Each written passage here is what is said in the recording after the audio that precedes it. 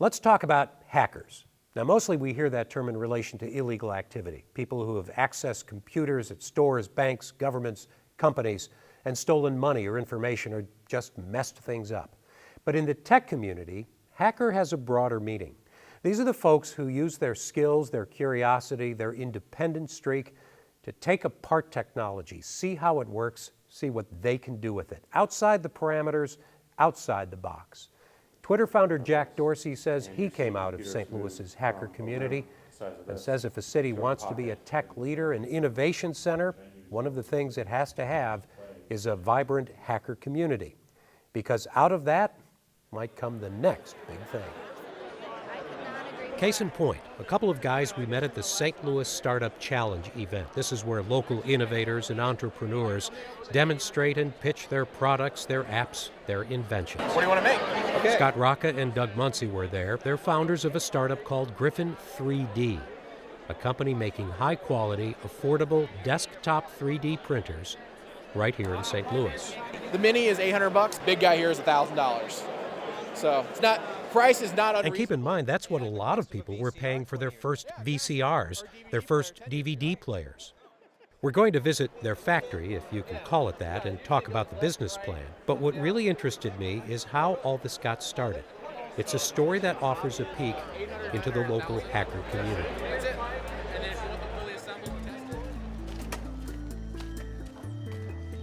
Let me get out of the way. It's a cold Monday night in February, but that doesn't keep the tech enthusiasts from showing up at Arch Reactor, a hackerspace on South Jefferson. That's the best way to put it. They hold these meetups. This one is focused on 3D printing. Some are here to listen and learn. Some have brought in their own store-bought or home-built 3D printers. And it was at one of these meetups that Scott Rocca met Doug Muncie. And their designs, their ideas, their enthusiasm led to starting up Griffin 3D. So how many people are here for the first time tonight? Sweet. Scott is now one of the hosts of these monthly meetups. There's also UV printers where it uses UV. So that's why I thought this was really important. It's also important because we want to try and give back some to the hackerspace, because this is what we came out of, and without places like this all around the country, you wouldn't have machines like this, and you wouldn't have a culture developing around. A hackerspace is sort of a clubhouse. It's filled with chairs and tables and workbenches, tools, parts, wires, motors, wood, metal, saws, drills. There are about 100 members, wandering in and out at all times of day and night, more showing up for the regular meetups. This is all about tinkering and building, problem solving, exchanging ideas. We've got a whole tool crib over here that we keep stocked up. Deech Mestel was one of the founders of Arch Reactor. He's president of the hackerspace. We provide the kind of information and the kind of stuff that colleges and high schools and most technical, places of learning, they don't really touch on this stuff. They don't encourage a lot of outside the box thinking because they're kind of directing you in this direction. Do this, do this, do this, get a job. Whereas we want to teach people to really think outside the box and really start to understand the kinds of things that they can do with the world around them.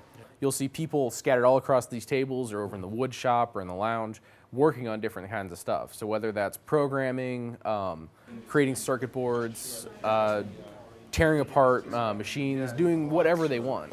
Get in there, go on. Anything on the table here for Griffin, you can handle, do whatever you want with. We don't mind. So let's say you come up with this idea, this design, and you decide to go into business. Where do you go from here? Well, Scott Rocca and Doug Muncie went a few blocks further south on Jefferson at Cherokee to a place called Nebula. It's not a hackerspace. It's a place to set up shop for new, small, often unconventional businesses. For some, that means just renting a desk. Griffin 3D needed a room in the basement. So this is where we're based out of. It's a large co-working. They got all of this off the ground with the help of a Kickstarter funding campaign, and the partners have not given up their day jobs. So the biggest thing is just having the space and having folks that are around us that understand we're going to be making some noise in order to create some really cool stuff. So we've got everything on casters, and it'll actually pull out. So we've got all of our glass for the XLs, our power supplies, all the other. This is actually going going to go very fast. So we got 800 pieces that were... So you've got orders coming in. Oh yeah. We've got about 70 machines sold total. So here's the very quick explanation about how 3D printing works. A big part of it is what you don't see. Every machine comes with software, which can then be programmed to create an object. You can design it yourself on a computer, you can download the plan, or do a 3D scan. Enter that, and then you hit print. There's a roll of plastic filament, sort of like a weed whacker line.